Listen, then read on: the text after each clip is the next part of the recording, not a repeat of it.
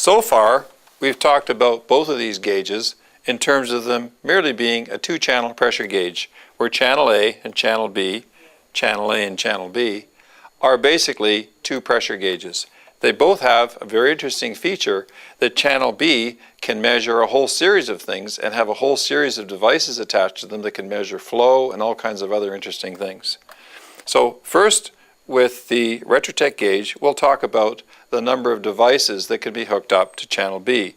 And in this case, we have got one device that's hooked up to channel B, and you'll notice that it goes to channel B. So this is a flow pressure signal going to channel B. The intention is that it can measure the flow out of this device.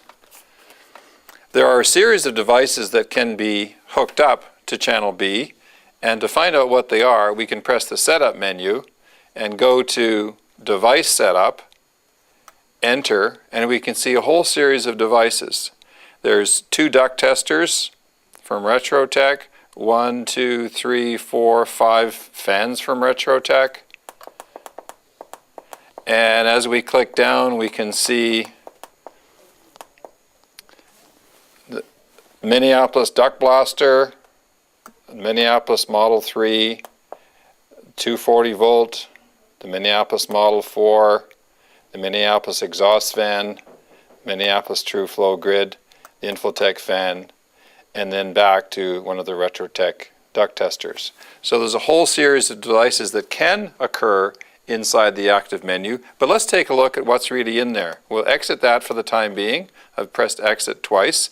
Now I'll come to my device key, press the device key, and I'll see that I've got the Retrotec 1000, the Retrotec 2000, the Retrotec 3000, and the Retrotec 3000 SR, the Retrotec DU200, which is their duct tester, and back to the Retrotec 1000.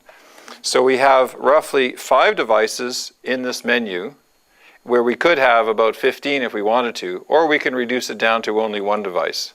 In this case, this is the Retrotec DU200 fan, and if we want to make a measurement on that particular fan, all we need to do is to make sure that fan is on the menu. We press the mode button for the results that we want, in this case CFM. We turn the fan on, and soon we'll see CFM being displayed on the bottom line here. We've now converted a pressure signal into a flow signal by selecting the correct device. 114 CFM, 125 CFM as the fan speeds up. So we've now advanced to the next stage of complexity, which is using this gauge to handle a whole series of devices.